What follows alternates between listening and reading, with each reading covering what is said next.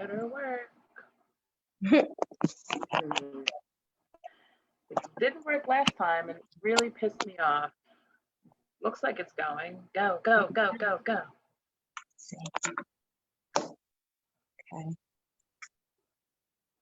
Okay.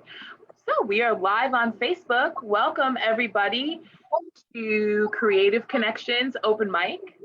And tonight I have a very special guest with me. I think she's frozen, but she will unfreeze in a second. Am I frozen? Yeah, you're frozen. Uh-oh. You should unfreeze in a second. Let's see. I'm just sharing it. Okay. Okay. That's like the worst thing when it freezes. It's horrible. I think I got it. Okay. Hold on, I'll be there in 10 seconds. I gotta approve this. This is weird. Huh. Oh well, whatever. I think I'm here. Yeah, I can hear you talking. So we'll hear you talking and then you'll magically unfreeze. So there you are. Like magic. Okay, so tonight I have a very special guest with me. She's an actress. She is a comedian. She is a producer. She's a trainer, a health counselor, a Reiki master, and a reverend. Please, everyone, welcome the very creative, the very talented, the very beautiful Jen Feldy. How are you, Jen? Woo! I don't hear everyone else. I don't know if I can. You have a TV on in the back? No, I have a TV off. Oh, okay. Hold on one second. Hold on. I hear something. Something, yeah. There's something. Hi, everybody. Thank you for watching. Hi, Charles and Rob and Salty Sam. How are you guys? Yes. So how are you? I'm pretty good. I'm drinking hot chocolate. It's almost fall, right? I just bought my first like pumpkin spice coffee creamer. And I was like, am I really ready for this? I don't know. Like, I know I'm not supposed to have it, but it's one of the things that, you know, it's cheaper than going to Starbucks every day. So I figured it's almost October. It's Halloween season. At least for me it is, because I'm promoting a film festival. So I guess all my posts are turning into Halloween. And also, little random tip, Swiss Miss hot cocoa. If you need to stay awake and focus, I thought that it keeps you awake, but last night I was shooting commercials and I was up till 3. It's hot cocoa. So if you're a little tired, you need a little mental energy. Is it the healthiest thing in the world? Probably not, but it definitely works and it tastes good. Yeah, so. I'll give it a shot. So you do a lot. You are a very busy girl, which I love. You're all over doing all kinds of things. How did you get like that? Like, what was the start into the entertainment industry? I always fell into everything. I think it was like Gerber Scouts saw me when I was a baby, so that would be the first. And then I had neighbors that told me to apply for modeling agencies, and I think a hair salon gave me the name for Gila Roos. So I had an agent in 6th grade, and then I fell out of it. And then I had a friend, I want to say, back in my 20s, it was hosting events for Avon, Scope It Out 5K, National Kidney Foundation, where I did fitness warm-up. So that's kind of publicity. And then there was like Nick Kambata, who went to my college, American University, and he got known first for throwing celebrity parties. He was on Star Jones. Yeah. Supposedly he's like one of the first party promoters to bring celebrities. Like he kind of started that idea to bring Kevin Federline. So he did a lot of music videos with a lot of our friends in the DC area. And I guess music videos would be the start. And then I guess people see you in music videos and they see you hosting health events, and then they see you on random health podcasts and started inviting me more. And I always did modeling. And then that somehow turned into acting, which I never planned. Just a natural step, yeah. That seems to be a really common thing. A music video whore goes into acting. Isn't that the story? I've seen it a lot. What kinds of movies have you been in? Some interesting ones. My first one was an FBI detective. So I kind of played it like Buffy the Vampire Slayer. That was my inspiration when she was kind of snarky, but she was also really serious at the same time. So that's the first one. There's one that I really am excited to come out. Tommy McCheese, but I play a mime that goes on a date. And she's very frisky and she's drunk and she falls over the table and she's miming really lewd acts at the dinner table. Wow. It's sort of based on a true story. So those are two of mine. FBI agent. Might be playing another detective soon. And I play a pimp, like a Heidi Fleiss. I'm named Heidi. I'm basically based after Heidi Fleiss, Bloody Nun 2. That's fun. Is that what that was about? Because I saw that post and I was like, okay, like what is that about? Yeah, I was supposedly scared the co-stars on set. They told me that I scared them, so that's why they didn't talk to me. Okay. Is that okay? So all right, define scary. Mm, Don't like be Heidi afraid to say it. Yeah. Heidi Fleiss is a boss bitch. You want to run up against her in jail. You want to run up against her in the law. No. And I've seen her documentaries. I sort of relate to her in some aspects. So I played a pimp with stripper girls that were underneath me, and I had to just own it. So a little bit of method acting. I come into the day and the week usually in character. So all week I was in Heidi Fleiss pimp mode character. Yeah. And they didn't realize that it was part of the show. No, I think people see a girl, dressed all in black, these shoes that look like weapons, dark hair, makeup, acting really serious, and they don't realize it's an act because I kept the act on. So, yeah. Yeah, I've worked on film sets before where the actor and actress stayed in character the entire time. So it was kind of hard. It wasn't hard for me because it was hard. It was like you do special effects makeup. I do special effects makeup also. So it was kind of a little hard to be serious with them because it's like, all right, stay still. I need to apply this aesthetic. You need to stay still and I need to do this. And, and they're like, oh, well, and going crazy. And I'm just like, okay, stop. It's over. Just sit for a second and let me do what I got to do. So you do all your own makeup? I try to. Yeah. The times I don't, I'm usually not happy. Any type of makeup. I have makeup on a face mask right now, by the way. There's a face peel underneath this. I saw that get done on YouTube with some sort of rose type of color where they put it on the face first and then they put the makeup over it and it just makes your skin look flawless. And I was like, I need that. But of course, it was so fast that I couldn't see what the product was, but it was some sort of, it just hides everything. The way that makeup has changed over the years and what you can really do with makeup now shocks me because I'm a big Fangoria magazine type girl. I found a stack of Fangoria magazines outside of my high school in the garbage and I picked it up and the rest was history. And I loved it. I wanted to be when was that? That was I was in high school in the 90s. Right. But I didn't know how to get from Levittown, New York to Hollywood, California. And then it turns out I found out that I have family members in California that own Tinsley, special effects makeup company. You could buy their makeup off of Amazon, and I was like, oh, that's where I get it from. So I had no idea. I love all of that. I wish that they did have a school here in Levittown that was going towards special effects makeup, but it's usually not something that they really teach. What's the name of that school? They closed it down. I don't remember the name of it. It wasn't. I don't think it even got off the ground. Trinity. Yeah, they closed it. I went there. Yeah, they closed it down, and I was like, really? Yeah. I know. I watch YouTube videos and pick it up pretty quickly. So you can watch YouTube video. I went to the school. I lost a job over going to the school, and I really didn't learn very much. Sorry, it's honest. No, listen, the more honesty, the better. I mean, I know the guy that played, I think, the original Jason in Friday the 13th had a makeup school. I don't remember his name right off the top of my head. And my friend, if he watches, would kill me. He had a makeup artistry school. I think it was in New Jersey, but I don't think he has it anymore. But they taught animatronics there. They taught all kinds of different stuff. But again, they don't really,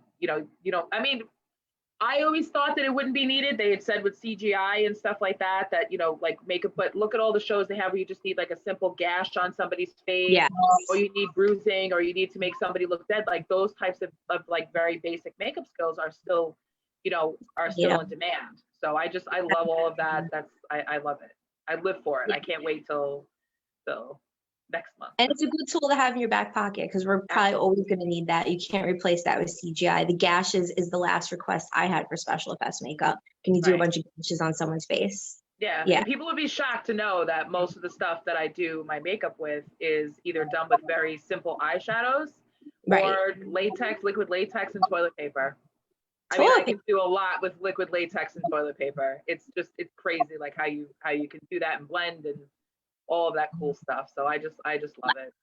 Well, you must have had a hard time in March because it was a toilet paper crisis. Nice. No special effects during the March season, during the coronavirus. That's what I did. I broke into people's houses to steal toilet paper so I could practice my craft.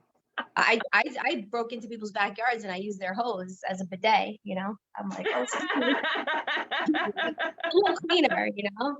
Because I don't want to go what else in am I their supposed to do? Right. If you go in their house, you know, that could be a little scary, you know, especially in red states. They gotta have guns. So you go in the backyard, you just hose yourself down. Right, exactly. No one's gonna care. Like, oh, I'm just, the whole thing that happened during March was like people, like this wine fairies group where people were driving around and dropping off wine in people's houses. And I'm like, if this doesn't make a good horror story, I don't know what else will.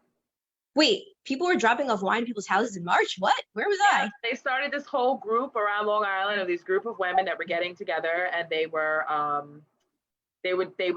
people were posting their addresses in this Facebook group to get dusted. And I'm like, this doesn't sound like something that I would want to do, but they put on these like fairy wings and they buy wine and like little gifts and alcohol and all of this stuff. And, hi Yin Yang, this is my cat. Aw. He sees you on there. He's like, oh, hi. Aww. Oh, so cute. It makes me want to eat Oreo. I know. That's what everybody said. Like, that's what you should have named him. But I guess Yin I'm Yang really hungry. Yeah. Now I really want Oreos. And I'm not trying to say I want to eat your cat because I have a pet peeve with people like meeting people's kids and be like, oh, little nugget, I just want to eat you up. Like, that is scary.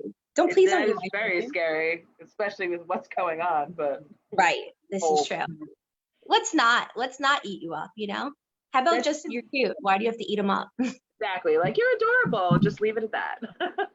So leave funny. it at that. I got a munch on your ears. Like, oh my God, please don't.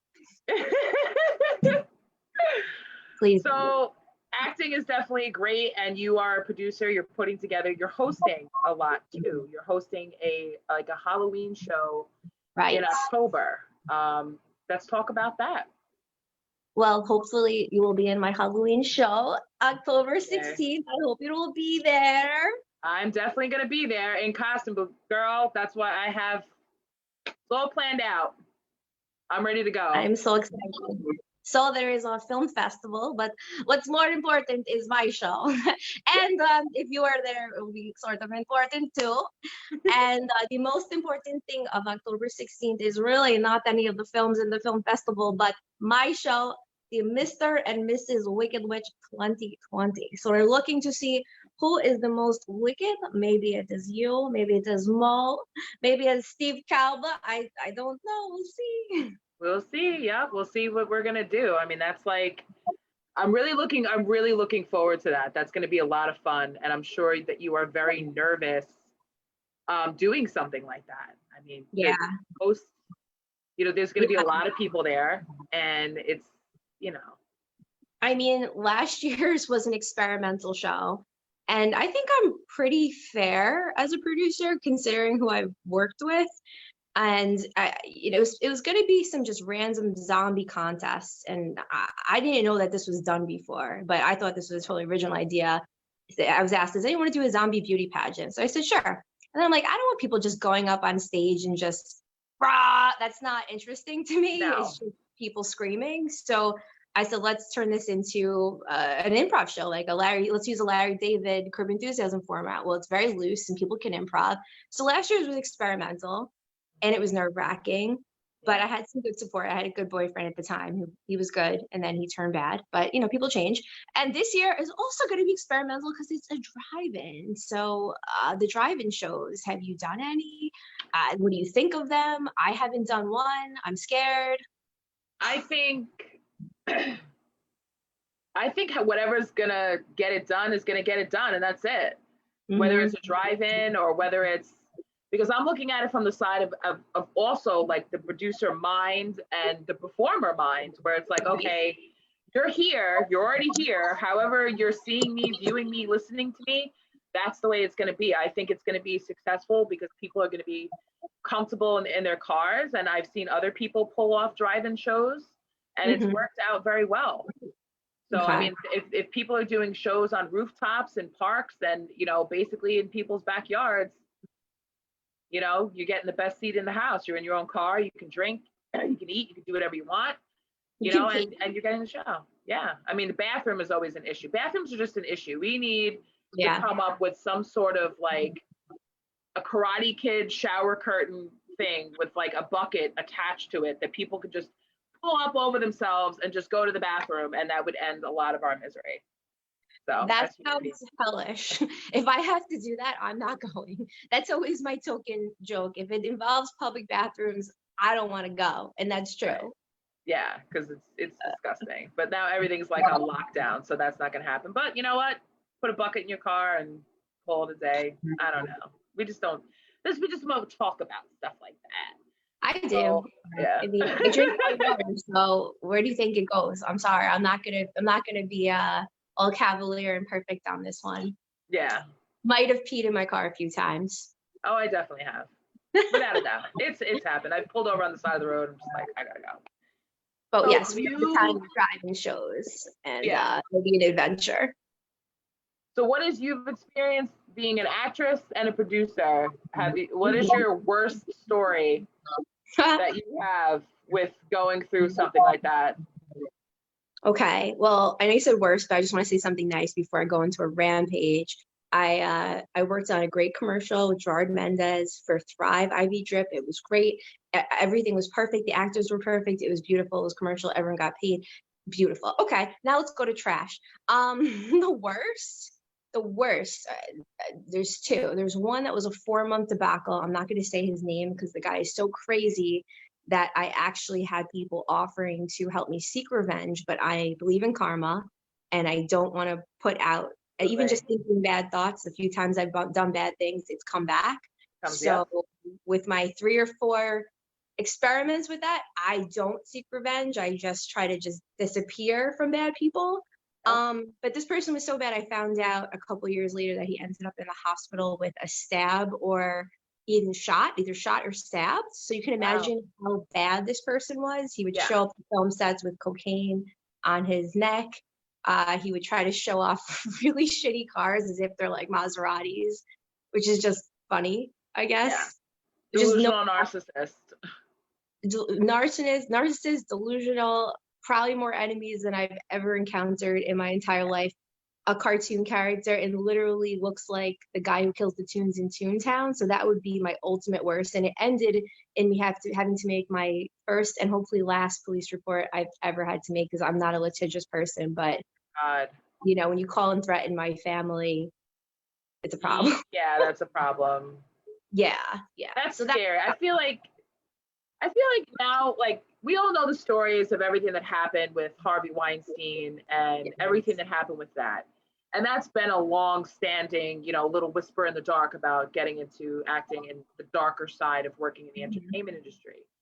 And I feel like more so it's you know, I feel like it's maybe a little bit better because people do have more control over their own career, where you don't just have to depend on Hollywood to get yourself famous. Like, there's different ways of doing things. Like, where you have social media, where you do acting, you have different types of platforms where movies and TV shows are being put out there. So it's not just one thing that people have to go for. So I feel like it's a little bit safer, but then again, that doesn't change the person that you're working with. That's the problem.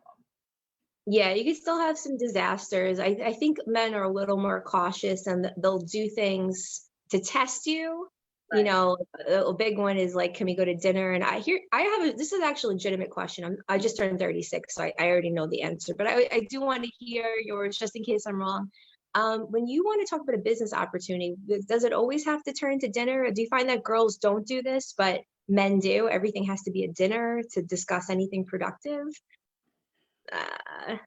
Or a drink? I know. I have, I just recently met a new comedian and we just clicked off the bat. I met her at the protest that I put together a couple weekends ago, and I just really liked her. And I said, you know what? let's just go out and let's hang out. Like, let's go get some lunch or whatever like that, because she's somebody that I would want to be a friend. So I figure instead of talking over the phone or talking over whatever it is, let's go be comfortable, have a couple drinks, have dinner. But I feel like when men do it, although it's a nice gesture, I feel like it's a way of them separating the business from the pleasure and bringing it more into the pleasure. But then it also depends on how the conversation goes. Like, if they're just strictly talking about business and the dinner's over, the check gets paid, and you both go your separate ways. But then if it's, oh, no, we'll talk about that later. Let's talk about you, or what do you like? Then that's when it's turning into something creepy. Yeah, no, I won't let that happen. I'll always steer it back. But I don't even get to the dinners because I try to turn every dinner and lunch plan into a hiking or walk plan. Right. Or just come by and like sit outside in my beautiful backyard, like until it turns into winter. So I try to do that just because what are we going to do? Go to dinner every single night? I like to eat home. I like to eat like a dog. I like to recline. I like to watch Netflix. I can't do any of that at a restaurant. And there's someone talking to me. And if you're talking to me while I'm eating, that's a problem. Yeah, it's like, I mean, I enjoy going out in more of like a social environment because you're more relaxed.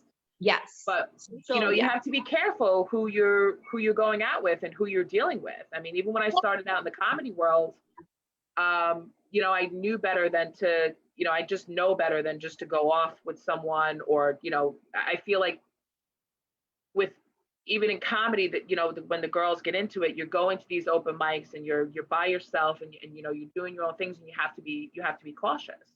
That's true. Stuff like that. Yeah. So you have to be careful of the situation always of what you're putting it into. But, we have to trust people to a certain degree. I've been in maybe one or two uncomfortable situations where, it's kind of like, well, what are you going to do for me? And then that's just when I made the decision that I'm just going to do everything myself. Like, I don't want to ever have to be in a situation where, you have to do something to get something, because that's just not, it's just not necessary. So. Yeah. There's a lot of that. Or I got a message last week and it said something like, this is how you make a movie. Like, it was kind of talking down to me in the same way, because, if you're in the business for over 10 years, there's a certain way and word choice and style of typing and speaking that the morons that know nothing in this field, that try to manipulate you into doing things for them a little too much, that will talk and they'll get annoyed. Like, if they think you're questioning you, they'll automatically go on a defense. It's only men, actually. Right. And they'll be like, this is how it's done, or this is how it has to be, or something. And it's like, no, you're not really making sense. Right. You're not making any sense. Yeah, I've had, I've had a couple people try to like explain to me, like, this is how you do, like, even when I did work on film sets, I was definitely treated like the girl on the film set, where it's like, oh, no, don't worry, I'll pick this up, or I'll move this. And that's great. Fine. You want to pick up something that's, very heavy, go ahead and do that. But not bad. Right. I'm not here to make coffee. I want to be included in the conversations. I want to be able to look and see what's going on. Even going through film school, the men would put, the teachers would put the men together and the girls together. So that's always kind of been, well, that they did. I mean, I don't know if he realized it, but I said, I said, hey, listen, like, why are you separating the sexes here? Like, obviously there are some things that men can teach women, that because they get to learn a little bit more than we do. Right. So why would you just put us all together, all the girls in one group, and then only pay attention to the men and just give us like minute stuff? So, segregation, right. But I always found that, when I was able to work on all female, film sets, because there's a lot of them out there, I was able to handle multiple, roles within and learn. And now you can learn anything. I find females maybe, I don't know. I mean, I like working with both, and I'm a big fan of the masculine energy. Hence, I've been called manly by two exes in like a positive way was once. Yeah, I really relate to men very well, or like women who are older business women. They were married and they're divorced now, or they're remarried, or they're gay. But generally, if you're not in that category, I'm not really caring for you. It doesn't work for me. But women, I tend to stay away from the damsel in distress types, or the ones that, oh, I can't do it, or I need help. But no. Do not come to me with that. Like I get called that, like people thought, like when I first started in comedy, they thought that I was gay. And there's nothing wrong with that, but I'm not. I'm not. People think I'm gay too. Right. And I'm like, no, I'm not. Like, you know, just because I, you know, take charge and I have strength and I have confidence, that comes from being independent, and that comes from, you know, having to survive. It's a survival instinct to just, I'm just going to do it myself because I don't feel comfortable in the energy of, you know, asking for help until now. And that, because now I realize, okay, there's some things that I don't know. I have to ask for help, and that's part of, and instead of I labeling it as asking for help, I say it's networking. I'm networking to try to, you know, get, but then even when dealing with females, if you come to me and you have the desire to get on stage, and you want to be on one of my shows and you want to showcase yourself, I'm going to give you a shot. Because you just never know who you're dealing with. You never know who's going to become what, or who's going to give you something in your energy that you need. But if you're coming at me with, oh, I don't know if I could do it, or, oh, I don't know, you're talking to the wrong one, girl. Like, get out there and shine. Otherwise, no. I get it. I mean, as a producer on film sets, you know, my ex-boyfriend saw this, a lot of my friends know this. It's like, if you can't handle yourself, I don't want to teach you. And I'm definitely not a dominatrix. Hence, this article is about me, and it said how to be a dominatrix. I have no business. I don't want to tell anyone what to do at all. But if you're hiring me as health counseling and training, that's the other side. Okay, I'll hold your hand, but I can't deal with the victim types to collaborate with, because they don't know how to get anything done. They always want something. Nothing's their fault. Nothing, you know, if they're late, it's not their responsibility. Like, you have to take, I think with you, I feel this, and there's a lot of other just very efficient filmmaker people that they all take responsibility for what they do. So if they're late, it's not like, oh, there's traffic. It's like, oh no, I didn't leave early enough. In time, right. I should have been, you definitely have to take responsibility. Like I you know, I realize that because I always have a lot going on. Like if I don't have a lot of things doing, I feel as if I'm not, if I'm not doing anything, I'm not being productive. So I definitely sometimes do drop the balls on things, but not when it comes to actually putting on a show or putting on something where I just let it be. No, I have to, it's not even about being a perfectionist type, but I have a vision in my head, and this is the way I want it executed. And for the most part, I've been very lucky with people that have been, okay, we're good with this and we're going to do it, you know. And then the people that have just kind of stepped in the limelight and were like, I'm not ready for this, have just kind of fallen to the wayside. So you learn who you can work with and who you can't work with, you know. And then there's red flags to notice right away. And as soon as you notice them, you be like, okay, it's going to go like this. And I think we probably both learned that if you don't do things yourself and you hire an outside producer, well, it's out of your control. If the sound is bad, the lighting is bad, they position things wrong. You know, I'm a big fan of micromanaging on set, and there's very few people that you can trust to just will let you do that. Yeah, because I did some comic commercials for some of the shows, for the first show that I did for Vagisilly, and somebody was not giving me what I wanted as far as reading lines, and I couldn't have made it easier than giving you the lines on the paper to read off, and you know, I'm trying to direct you in the way that you should be saying, because that's my job. Right. So then I hear the little chatter, oh, she's so moody, or she's so bossy. Would you say that to a man, Miss Thing? No, you wouldn't. Right. But you say it to me because I'm a woman and I'm a bitch. And also a woman, you know, expects another woman to understand, oh, I'm late because I got into a fight with my boyfriend, or oh, I'm late because my kids, or oh, this. No, I don't have children. I sympathize. I get it, but come on, it's not the place for what were some of the directives you gave, if you remember, that were a problem? Asking her to repeat lines, asking to say the lines that are on the paper. I wrote the dialogue a certain way. You're supposed to be a doctor, but yet you're kind of delivering the lines in a way that wouldn't sound doctory. Like, you have to become the character. It's not you that's giving the lines. This is a character, even a very minute character you're basically driving the whole scene. You're calling this girl on the phone to tell her that you found that she wasn't sexually active, but she lied, and that you know, she suffers from you ain't get no dick at all. And they found this glitter from a dildo that you used up inside of your vagina, and like it's supposed to be funny, and but it's also supposed to be serious. And Vagisilly is the cure for all of this. But that was the name of the show, and that was very important. So what I did was I said, all right, we're gonna stop this because I have people coming here that are going to be in the second part of because I shot 2 comic commercials in one day. So we're going to put this on hold. You're going to get your shit together and we'll come back to this. And then it turned into sulking on the couch. And I was just like, all right, stop. But she respected me for it. We're friends. She's a very good friend of mine. She respected me for it because I was letting her know, like any agent or any director or anybody is going to look at you and they're going to tell you the same thing. And if you're not giving them what they want, they're going to fire you. Just because I'm your friend, or just because you have to take all of that out of that as soon as you walk on set, you have to. Because then people think, oh, they're not going to take you seriously. And that's not the energy you want to be in. It's important to be self-critical. It's a balance. Like I'm always open to being wrong, to doing something different.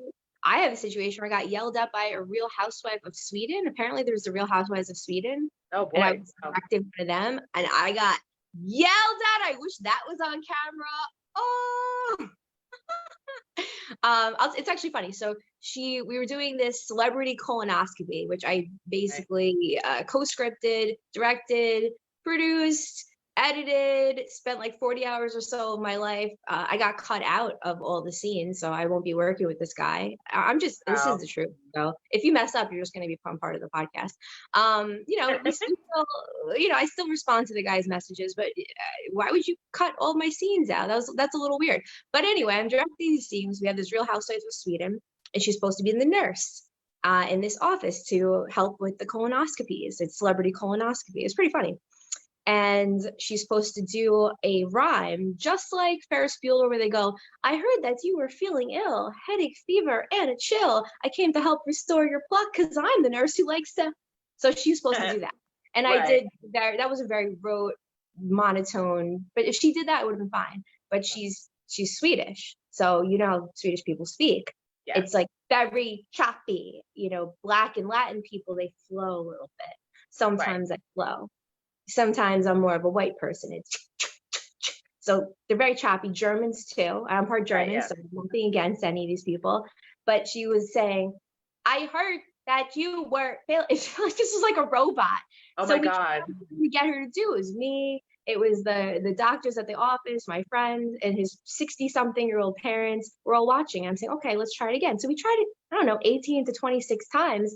And then finally I said very nicely, maybe you can't teach someone how to rap. Yeah. Like maybe we should just move on to another scene because we don't have all day here. Our cameras are going to die. And I get super yelled at. You can imagine fake blonde hair, the leopard print, possibly breast implants. Nothing against it, but it's all together. These things. I can see her in my head right now. Fake nails, which I've had fake nails for years, but it's usually like sparkly pink or that are your problem with thick ones. Yeah.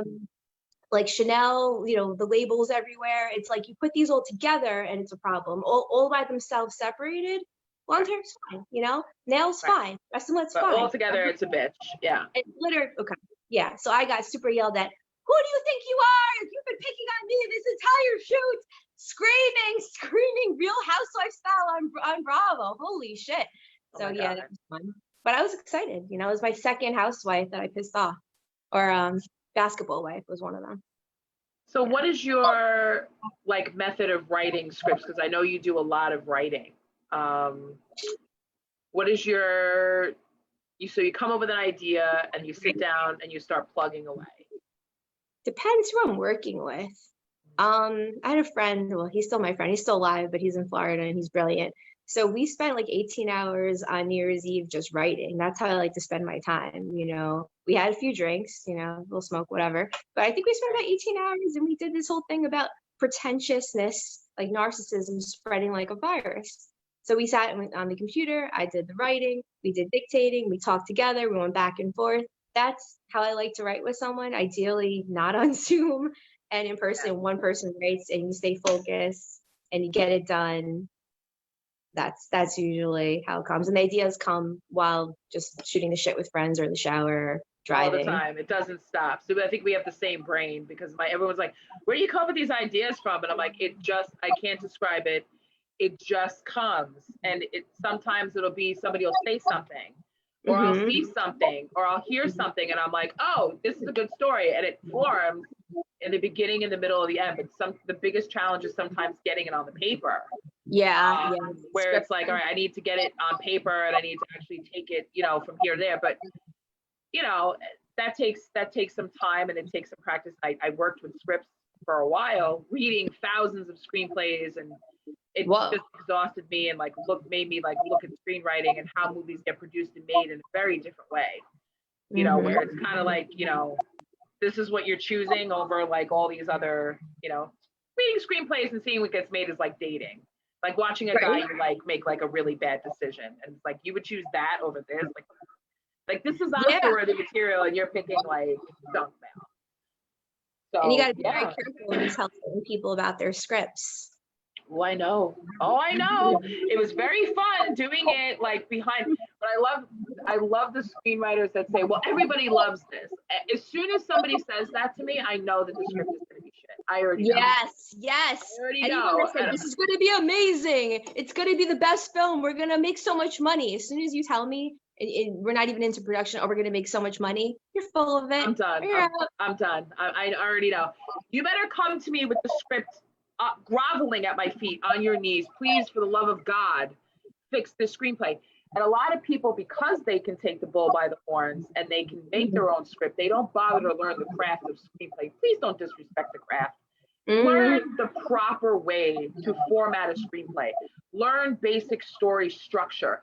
Learn about conflict. Learn about dialogue. Learn about all of this stuff before you get to hand in the script.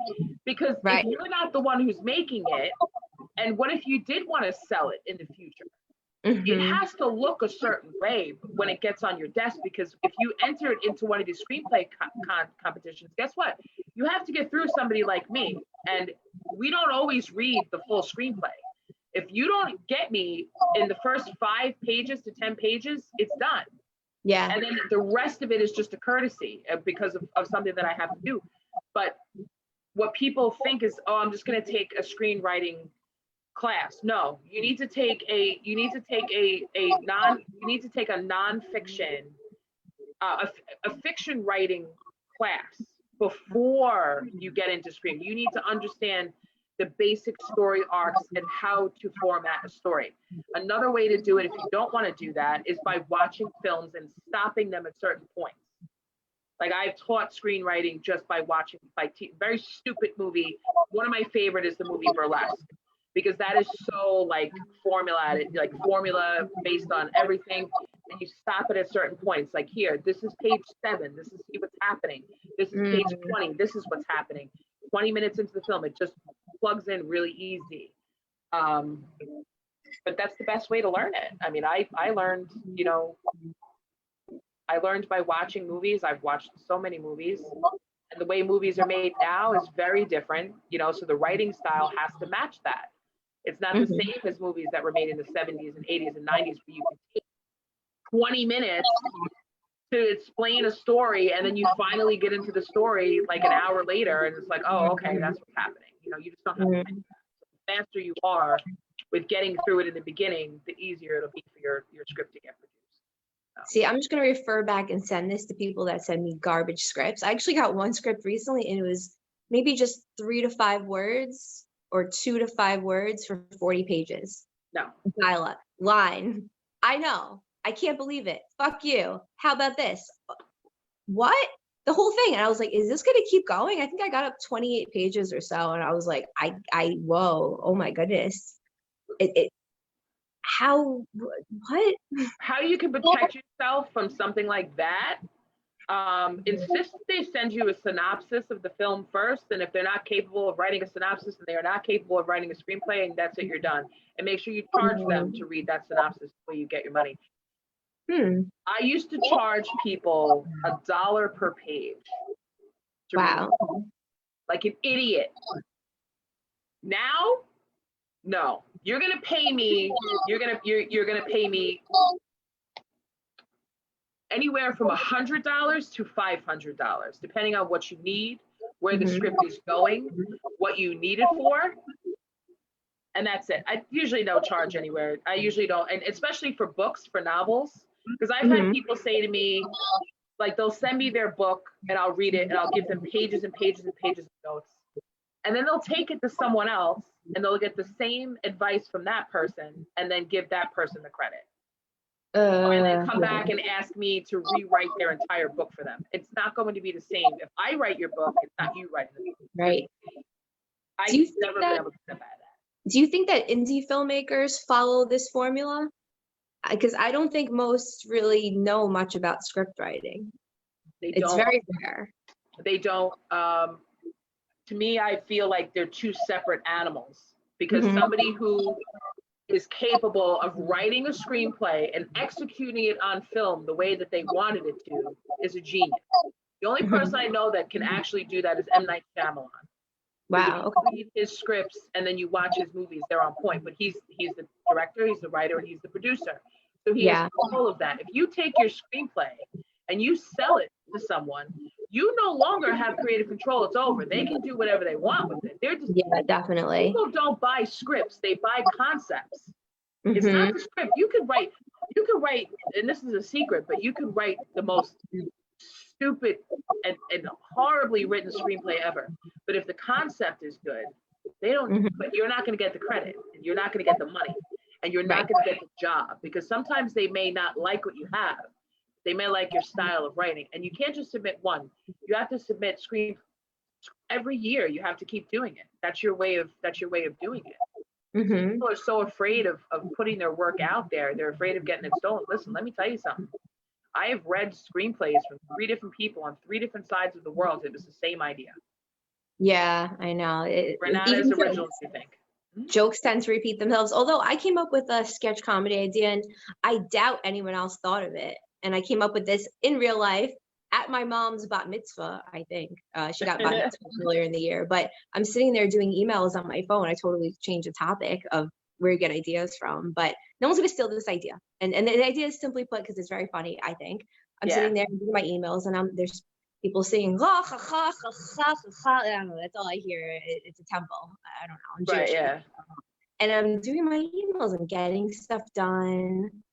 And I said, this is a really good environment to get work done. And I work at a place that rents office space, and I have friends that rent offices, but there's no singing, and there's no nice lighting, there's no challah bread, there's no cupcakes and donuts afterwards and coffee, but at the temple there is. So wouldn't you rather rent office space at a temple?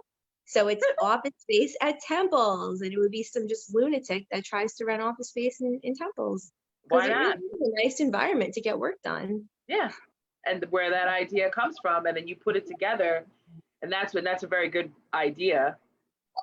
Where you get that is because you're in a situation, you're like, okay, well, how can I make this situation like because we took the improv class with Al, which I'm so which taught me, like, at first, when I first took it, I was so nervous. I was like, I can't do this. You're putting me on the spot, but I'm gonna do it anyway.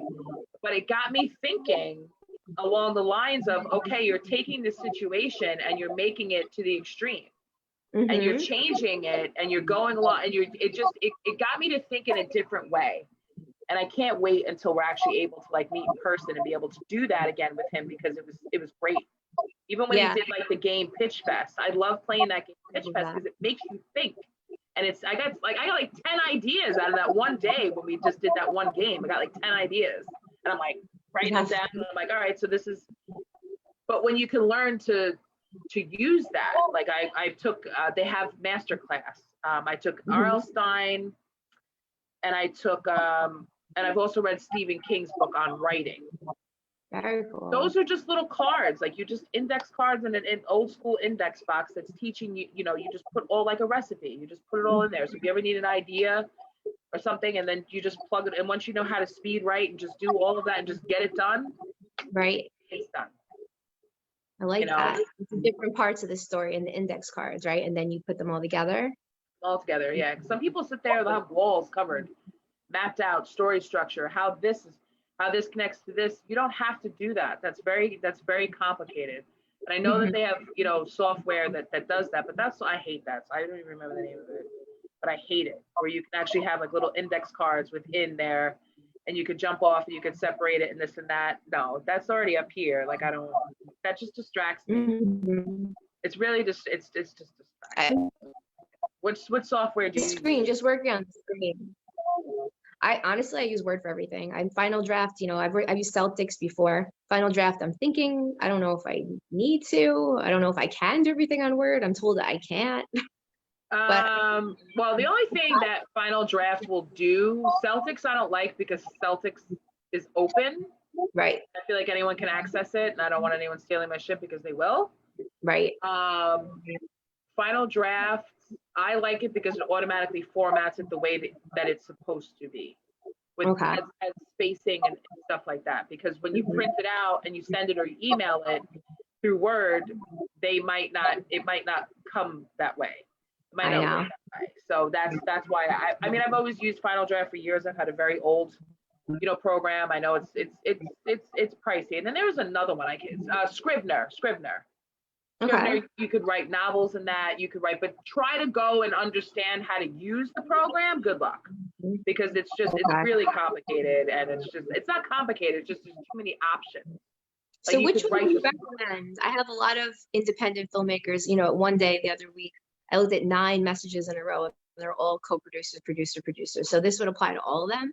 What would you recommend them to write with? And me. I would stick with what's simple and just go for Final Draft. Just right, it's going to be less distracting. Mm-hmm. I prefer to work on a level of where I'm writing, and then if I'm making little notes on the side, I could just access my notes, because as I'm thinking of the story, I'm writing it down on paper, but I'm also writing it on my phone throughout the day. There's a lot of different things that I'm doing, and I don't want to always have to be so dependent on my computer, because God forbid the program shuts down, and which Scrivener has crashed many times. Okay, Final Draft, that's always just been my go-to. Final Draft, Final Cut. It's always just been, and it could be a little pricey, but whatever. Good for the crowd. Yeah. I'm going to invest in Final Draft until I can no longer get away with Microsoft Word. That's what I decided. That's my Jewish thing coming out. It's just a formatting software. It doesn't do anything special. It's just not. Right. I tried using things on the phone. I mean, I've definitely used Celtics. I used for a little while, which I wasn't like a fan of that. Mm-hmm. Yeah. Yeah. I mean, I've seen so many screenplays. I just know the formatting, and sometimes it gets annoying because Final Draft wants to say like, oh, you can't put something here. Like, you go to put, action description, and then you have dialogue, and it's like, ugh. But I think it's fine. It doesn't matter what you use. It's the ideas that you have. That's what it is. I mean, that's how I think. But if it gets to the point where I have to satisfy people like you who really know scripts properly, then I'll do it. And how I think of it, because I see it as an actor more, I get a lot of scripts from people. I think a lot of filmmakers should really just be concerned, yes, with impressing other filmmakers and people in the crew that know, but also actors. Like if actors receive spelling errors, I mean, I have a script that's 100 pages, and there's no. It's like, you'll know which of them is worth doing if there's spelling errors. And this one has AN instead of AND. I guess AND is not a word in this person's dialogue. Well, when you're expecting someone to speak and you're expecting a character, this is what's important with characterization, because if I tell you to say, get out of my house, I want to break up with you, or I want to get out of, I'm breaking up with you, get out of my house. It's very different than I want to break up with you, get out of my house, depending on what type of punctuation you use, but it also depends on what type of a character you have. It also depends on what type of scene that you're in. What is the tension in the scene? What is the conflict? What is the character? If this is a girl who's very shy and very meek, and she needs to be characterized that from page 1. We need to know that this is what type of girl she is. You can't just all of a sudden start with someone who's very shy and very meek, and then by page 10, you know, she's like this ghetto, like what happened in between that to, you know, make her all of a sudden explode, and you know, and that is reflective in dialogue also, where I've seen, well, how do you want me to say this line? Right. And that's based off of knowing what kind of character it is. So if they can't even get that right, and they just have this idea in the head, and then you're sitting on set and you're like, no, you're supposed to be like this like Goomba type girl. You're supposed to be like a tough girl, and this, and it's like, well, you need to set me up for that. And then all of a sudden you're telling, you know, quiet on set, and I'm just supposed to become this. Right. You need to be able to get to know a character. You listen to people who are really good actresses talk about their character. They become this character. They live within that character. They know everything about them. They know their shoe size. They know because you are literally becoming another person. Yeah. It's not a game. It's real for them. You know, it's very real for an actor and actress to become this. And I'm very cautious with things that I write and things that I have them say or situations that I put them in, because, you know, say for instance, I have to write a rape scene. It's very hard for a woman. Wow. To have to, you know, I'm very careful with what I put my actors and actresses through, because they do feel those emotions. They have to. You do feel it. I definitely will feel the way that these characters feel, which is maybe why I don't like playing a desperate woman who just wants to get married and have kids. It's like, that's like my worst nightmare. Why would I want to do that for fun? Like, acting is generally for a fun thing for me. I want to be a villain. I want to make fun of assholes. I want to out-villain the villain. That's what I want to do.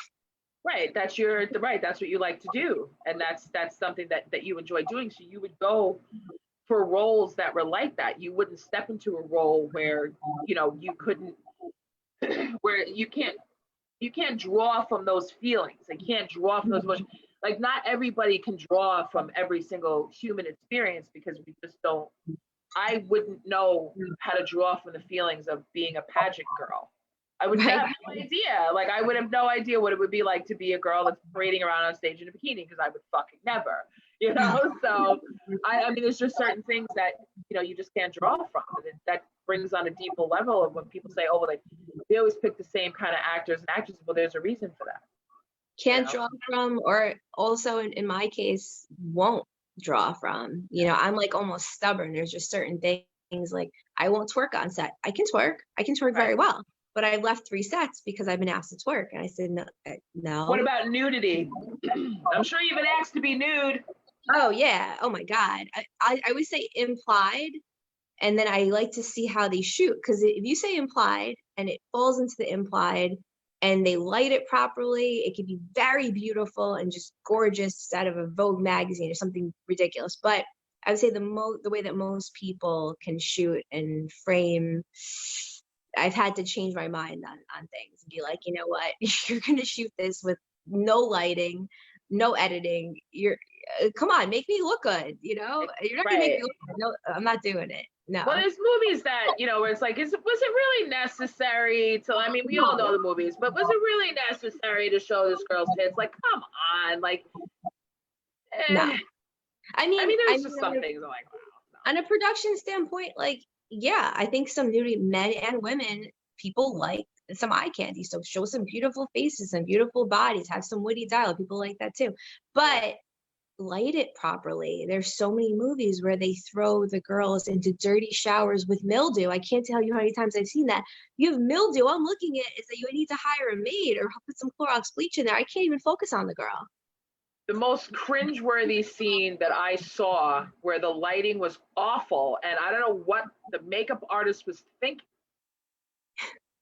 It was 50 Shades of Grey, and he came in, and I watched in the theater, and he came in and he was going to go down on her, and the way the lighting was, you could see all the hair on her thighs. Oh my God. I was like, it was bad. Like, it was more than peach fuzz. And I was like, I respect for you not shaving, but I guess she may have thought that you wouldn't see it. But that's all I saw was just like all the hair. And I'm like, oh my God. Is that part of the character? Because I remember she's supposed to be pretty lame. So maybe she's just a girl that doesn't know how to prepare for a sexual encounter. Is that part of the role? Because we're like Converse, nothing against Converse. My mom wears Converse. You know what? I didn't think of it that way. It could have been that, but I would think that most women would shave their thighs. I would think so, but when I read the book, people were like, "Oh, my mom really liked it." She goes, "Oh, I really liked it." And I think she thought it was sexy. And I'm like, this girl is, I'm sorry, but like if we turned her into a porn based on the book, I mean, I'm not really a huge fan of porn, but if I were watching this girl, she seems like someone who probably doesn't even know how to brush her teeth properly. I don't know. Which is disgusting. When I watched that movie, I was like, if this is what they think like BDSM is, like even when I watch Twilight and I'm watching that and I'm thinking to myself, I'm like, you are really setting a bad example for women and men when you're putting stuff like this out there. I cringe at that. I watched it. I watched all the Twilight movies, but I was like, wow, this is bad. This I don't know. I personally like a guy with a sparkly face. Yeah, it's great. It's such a turn on. Or a guy that turns into a dog. That would be so wonderful. I would just love that. Like when I'm done with you, like listen, just transform into a dog and I'll love you again. So I can be my happy dog lover. Can't go out during the day. That's good. Like I don't want to take you anywhere during the day either. So be gone. You can sneak into my bedroom. You can jump up into my bedroom window. That's great. I have to get up to unlock the door. Perfect. It's perfect. I have things to do until about sundown. So you take care of yourselves. Don't die. And I'll see you after sundown. It's great. And totally. It's hot as fuck outside. I could just lay on top of your cold, dead body. It's just wonderful. I mean, like, there's so many endless possibilities that we don't think about what it would be great to date a dead, cold, dead vampire. I mean, I thought about it. Yeah. I thought about it. I mean, I am hosting the film festival as a vampire. I have a vampire character. I've given it a lot of thought, actually. Yeah. Like, yeah, I wonderful know exactly what it's like. I'm writing a really cool vampire story that nobody has. I'm not saying it, but nobody's done this one. When can we see it? Oh, I'm working on it. I'm trying to I would love to shoot it as a film because I feel like it would be such a waste of time as a book. I might just switch angles and write it as a screenplay because it is something that is highly unusual. It's never been done before. A vampire done this way. It's kind of like a mix of like The Picture of Dorian Gray meets Interview with the Vampire. If I had to describe it in one way, that's what it would be. People forget about the creepiness of The Picture of Dorian Gray, of how horrible that story really is. It is such a it speaks. I love Oscar Wilde. I love him. I feel like people forget about Oscar Wilde, just like they forget about Hunter S. Thompson. And it's like, these were like really, really good writers. Totally different, but really, Oscar Wilde was just amazing. I need to see Dorian Gray. I haven't seen it.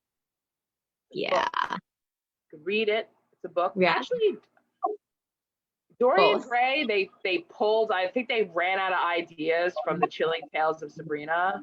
And they put Dorian Gray in there. And I was like, why would you put him in here? Like, he's a character all on himself. Like, why would you do that? You know, it's basically about a guy that's so vain that he sells his soul to stay young forever. But his soul gets put into a picture, and the picture, he's horrible. And the picture reflects the ugliness inside of him. Okay. I know you're talking about Sabrina. Sabrina, I know. I love Sabrina. I feel bad they got canceled, but I was like, they were doing some spells in that, and I was like, who is writing this? Where is this coming from? Because they were doing some legit stuff, and I was like, wow, okay. Really? Yeah, there was definitely touching on things that people in the spiritual community and satanic community definitely got because I'm friends with them.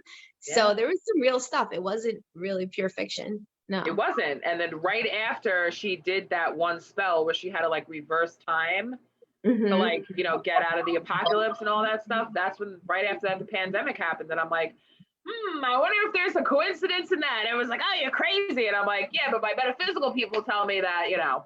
No, you're not crazy, because I have a few examples. There's one thing I post that was supposedly made in 2003. I didn't see it in 2003, so I'm not going to vouch for that. But there's supposedly something talking about this. I will say I saw with my own eyes. You can watch 13 Reasons Why. I forget which episode. It's one of the last episodes, like the third to last episode. It was released, I want to say, was it June 6th, July 6th, or June 26th? It was about 10 days after the Floyd situation with the people jumping on cop cars and the rioting and the protests and bats and breaking things. And I think I counted about 13 parallels between that episode, which was released about 10 to 12 days after all the protests and riots started, that basically mimics what's going on now. The kids run out of the school, they're jumping on cop cars, they're protesting, they're breaking stuff, like, oh, let's do it right, let's break things. They talk about being tracked on their phones. So a lot of the conspiracy theories and then things that are actually happening now. Right. That show, and that show is a huge production. It's not an indie production. There's no way they could have produced it in 10 to 12 days and released it right after Floyd. So that's a little bit weird. Right. Well, also,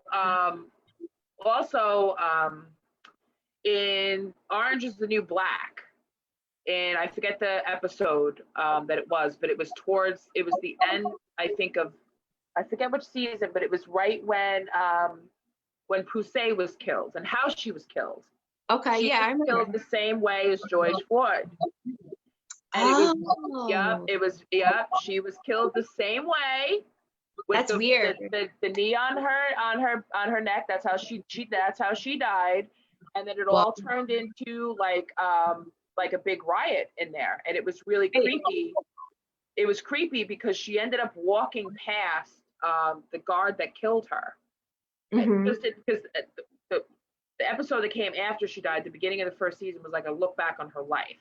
Right. She was being shown, oh, she's a thug, she's violent, she was like the sweetest person. That was a very sad episode. But she ended up walking right past him on the street, and he had mentioned, he was talking about just killing people, and he just walked right past her, and people missed that. And I said, well, that's exactly how George Floyd was killed. And then that's when it led to the protest in the jails and the whole big thing that happened. And it's almost like, like this is, I don't want to say it's like, it was like a premonition, but that's what happened. I guess there's a lot of coincidences in the big budget movies. I don't see a lot of coincidences in indie films. Maybe they're there, but there's a lot of coincidences. What is it? What women want? It's like, oh no, What Men Want, which is the Mel Gibson version. She wakes up from having sex. The main character just had sex. Little kid walks in the room. He's probably 6 years old. They establish he's a little kid by showing him with his juice box, wearing her thong on his face, wearing a mask. Hey, look at my mask. And then he goes, welcome to Wakanda. So, could be coincidence, or we have a little bit of pedophilia, inappropriate sexual behavior in minors, and the mask wearing, and talking about Wakanda, which is also a theme right now. It's a little weird. It's a little weird. It was out in 2019, made in 2018. So there's a lot of coincidences going on. I don't know, but you're also into like health and Reiki and energy and stuff. And does that help you with everything that you do? Yeah, I would say I'm not too really deep into the Reiki. Like I've given massages or, boyfriend. Or when I have done Reiki, I think I've had 6 people tell me they felt electric shocks or electric currents. So that's interesting. But even though I'm a Reiki master, I'm a Reiki novice. So I'm just calling myself out there. I've got a lot of learning to do, because the people that are real Reiki masters that I know, they study all the time. They're always doing it. They're always doing it. Yeah, I'm more into the nutrition. I'm definitely believe in energy. I believe it's contagious. Supposedly we can share our gut health and our microbiome when you're standing next to certain people. So if you actually don't want to become like someone else, maybe you should stand about 6 feet apart, because you're going to take on their microbiome parts or bacteria. That's going to change your personality. So I do believe in a lot of energetic stuff, but that's also kind of tangible and it's proven by research. So yeah, that's a weird one. It is true. And a lot of people don't, they have been experimenting with fecal transplants to give, people that have excellent gut microbiomes to people to help them to lose weight. Because that is basically what determines whether or not, if you're going to be able to lose weight or not, along with a slew of other things. But that's absolutely crazy. My sister-in-law, before she passed, she had a bowel blockage.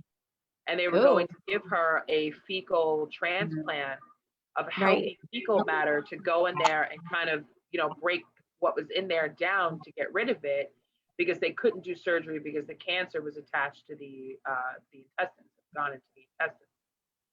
And I just the thought of like taking, but that could very well be the wave of the future of things, and the way that they're, I know that the whole conspiracy theory thing with people, why we're missing so many children and all this stuff. Well, children have an abundance of something called brown fat. Brown fat is what heats up in your body that, you know, helps you to burn fat and to lose weight. Right. So, and if you inject that into somebody, they'll lose weight. So I feel like that's why they're doing it. It's So very I mean, it's interesting. a crazy theory, but you know, you're seeing some of these celebrities lose all this weight in such a short amount of time. Well, how did they do it? You know, could it be that? Injecting brown fat. I've never heard that as a weight loss solution, injecting it. I know there's ways to manipulate it with cold, ice packs over here, the cold therapy, but injecting it? Okay. It's possible. I mean, you got to think, you know, I mean, they just started experimenting with fat, like taking your own fat and using it as breast implants or like to fill lines and stuff. Fat is a very interesting thing that they've yet to really, you know, crack. The cells communicate with each other, and it's amazing. Like, you know, people think it's just fat. There's different kinds of fat, and all those cells communicate and talk to each other. You know, even when you have liposuction and you suck the fat out, the fat that is missing is like, oh my God, like, you know, and then they start forming in other areas. We've lost some fat. Now we're going to go and put it in another area. So you know what? That's interesting. So I've never thought of getting any type of contouring lipo treatment. I'm afraid of needles. I can barely get a blood test. Yeah. But I'm in an experiment right now, simply put, for this contouring. It's a form of lipo. It's laser lipo. They melt the fat. And I did a treatment about a week ago, and I'll see what happens. But I wonder, is the fat is it going to be missed by the other fat cells? It will. Yes, it will. And it'll come somewhere else, hopefully in a great place. But you know, you just never know. I mean, there's the way that they, you know, you can cut and tuck and all this stuff, and you know, it might work, it might not work. It just depends on, you know.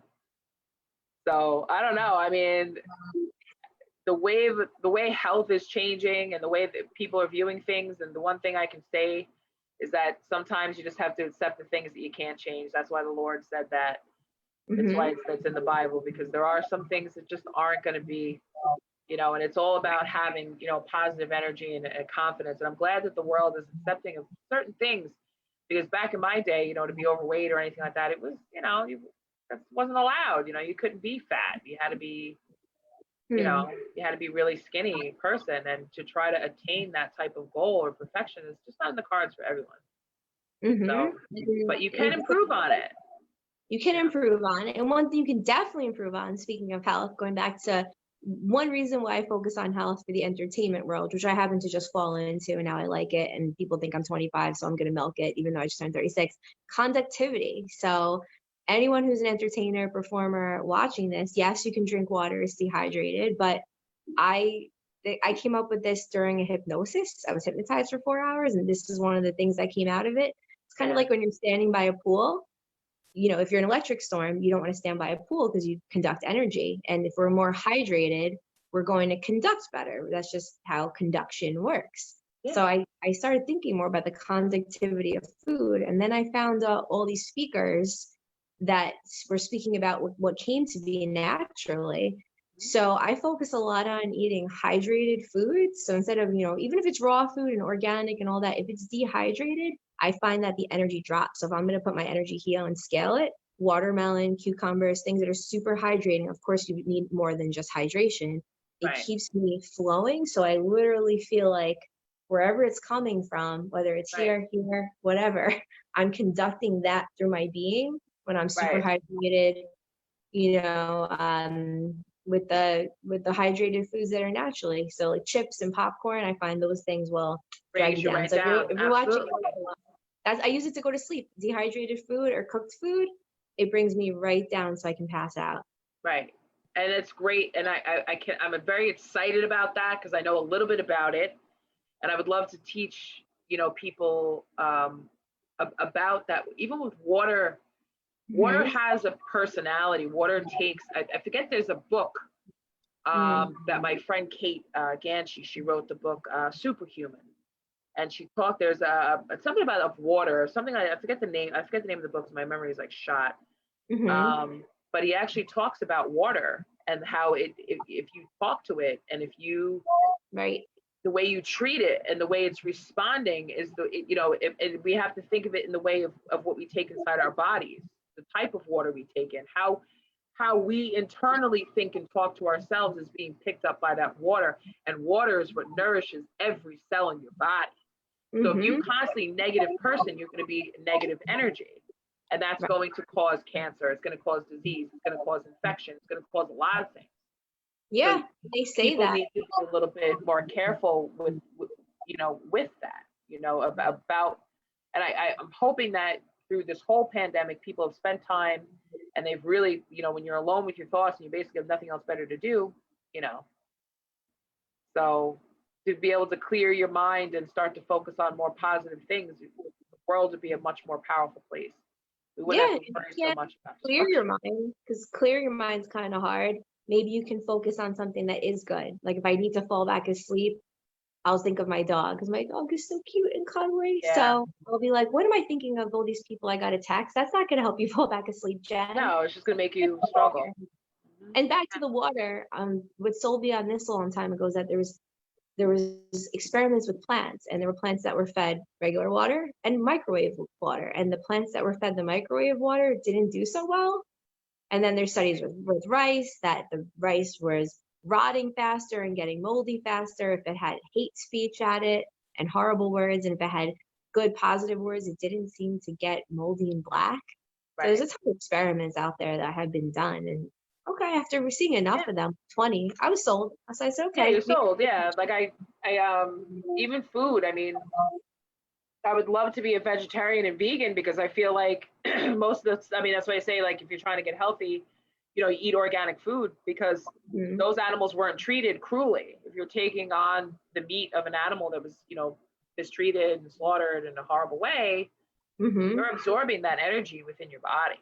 It's not just about you are what you eat, whatever calories, all this stuff. It's not about that. You're absorbing the energy of it. Same thing with plants. Everything has a life force. Everything. I won't even kill a spider, because I know that the poor thing has a life force. It's just like, I tried. I actually tried to do one of those experiments with plants last year on my table. I had all these plants, the entire dining room table filled with plants. Transferring them was a bit of a problem, but I was doing experiments for like 2 or 3 days on saying bad things to some of the plants and then saying good things, and I felt so bad saying bad things, I had to stop. I definitely, plants are my favorite, and I just love them. John Battle says, I find female vampires in movies quite attractive. You would. Who says this? John Battle, he's a comic. Oh, maybe I'd like to battle you, huh? What do you need of, John Battle? Come at me, bro. He eats lots of good food, so he would definitely be healthy for you to eat. And Nancy Keams, she says I gotta run.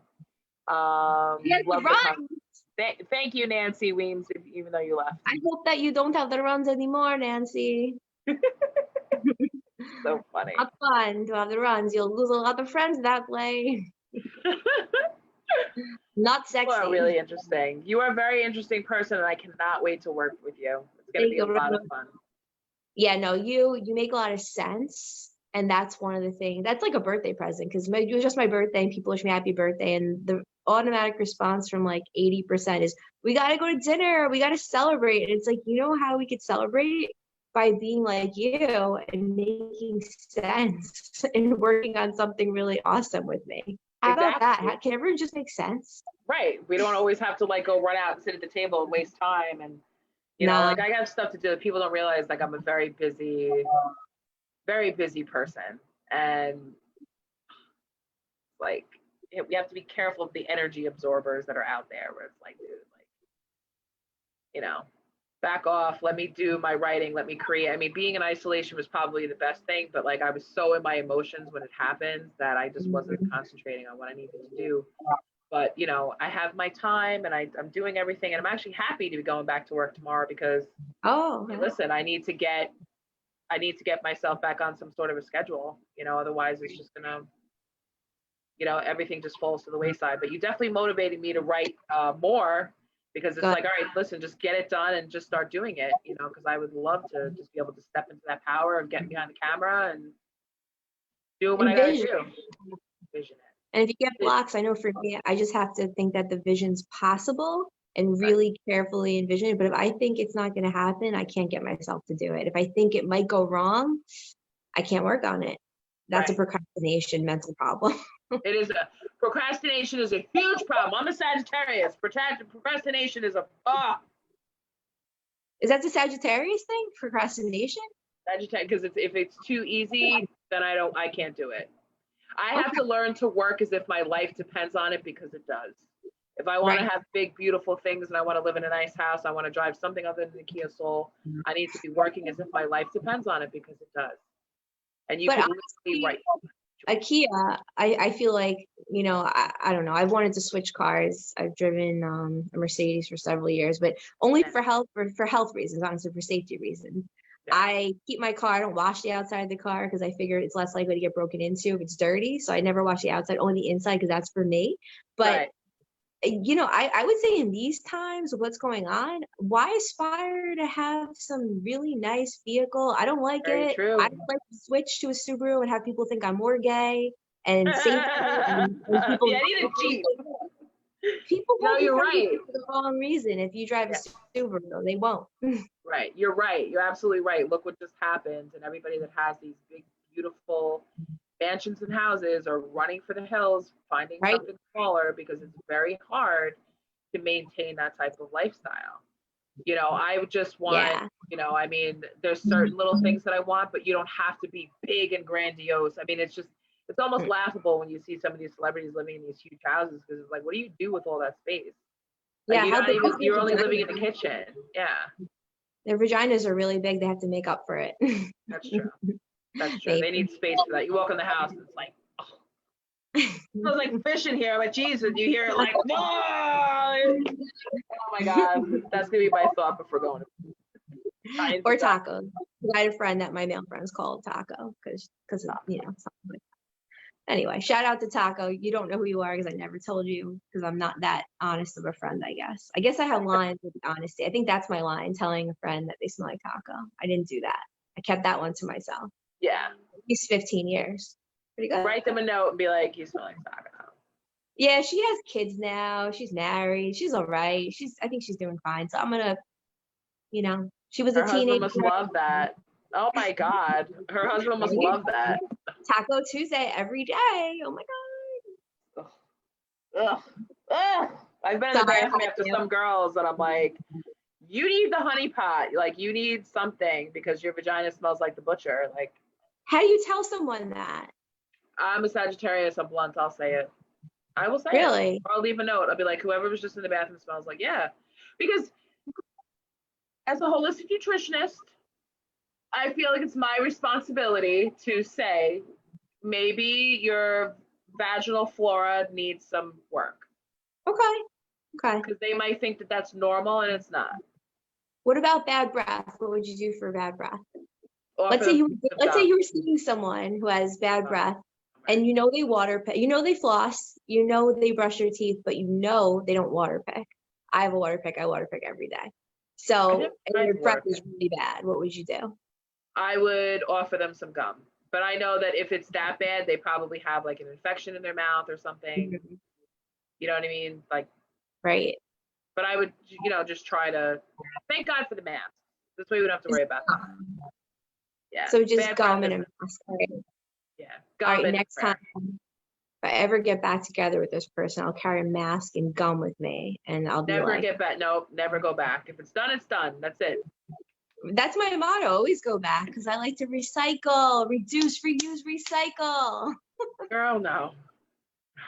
Well, I did. That's what I did. I went back. Okay. I always go back. So yeah. Return, you know. I'm loyal, you know. You keep you're Leo? Around. If I've known you for like no, September 2nd. Yeah, Virgo, September 2nd. Virgo. But I probably come off. Happy birthday. Your birthday wasn't so long ago. Yeah, I've been meeting all these Virgos and Cancers lately, and I'm like, where are you? I never meet them. And I'm like, what happened? I never meet Virgos ever. It's rare. I meet Libras, I meet Aries, I meet Scorpios. When's your birthday? Leo's December 9th. Okay, so that makes sense. Because it's a different cluster of people that your textbook get along with. Because I textbook get along with Capricorns and Tauruses, and they're all my friends for a while. But now I have all these Cancers around me. I don't know, it's like Cancers the year are coming everywhere. I don't know where they came from. It's like the what year are of they doing? Cancer. I don't know. I guess they must have come out of their shells during the pandemic, and they're like, shit, I need to socialize because I'm like really lonely. I don't know. Crazy. But Virgo Cancer is textbook good, and it is good from what I know. Yeah. Yeah. Cancers are good people. Capricorns. They're good. My friends, we do photo shoots together. She's my main photo shoot person. She's a Capricorn. I love it. She sent me something, the worst traits of every sign. So it was mine. I'd be critical. It was Gemini. It was like, just shut the fuck up. No one wants to hear what you have to say. So I sent it to the Gemini guy I was seeing. And then he starts basically saying things that he should shut the fuck up. I'm like, you just proved it right. And then hers was such a workaholic that you look down on people that don't work as hard as you. And you can be very cold and cutthroat. And I was like, that's why I love you so much. We get in, we shoot for 1 to 3. You walk out the door in the middle of a sentence. You don't waste my time. I love it. It's great. Yeah, it's awesome. To the point, To the point, and let's go. All right, girl. Well, let's cut this. Let's wrap this up. Right. We're definitely going to have more conversations in the future as we get closer to the October 16th show. Yes. So where can people follow you on social media? Social media, Jen Elyse Feldy, Facebook, Instagram at The Life with Jenergy and at Jen Elyse. 2 pages, so I don't get, just in case I get hacked. Twitter, Life with Jenergy, and website, thelifewithjenergy.com. And then I'm on Reddit and MeWe and all this stuff, and I don't even know when I'm on it, so I don't know. It's on everything. I wish there was just like one button where you could just like click and it just connects to everybody's page. One click just pulls everything up, and it's just all you have to do is, you want to be just one click, and that's it. Yeah, instead of Facebook is like when the screens pop up in this Aqua Teen episode and the screens take over the whole house. Yeah, that's what my head is like when I wake up. Yeah, it's very overwhelming. Thank you for having me. Thank you for being on the show. I really had a good time talking to you. Really me cool. too. Yep. Creative Souls Connect on Creative Connection Open Mic. So appreciate thank you everybody for watching, and I will see you on another episode. I'm not sure who I'm going to have next. But if you are a creative soul and you would like to be on Creative Connections, please message me and let me know, and I will do my best to get you on. But in the meantime, everybody have a great day.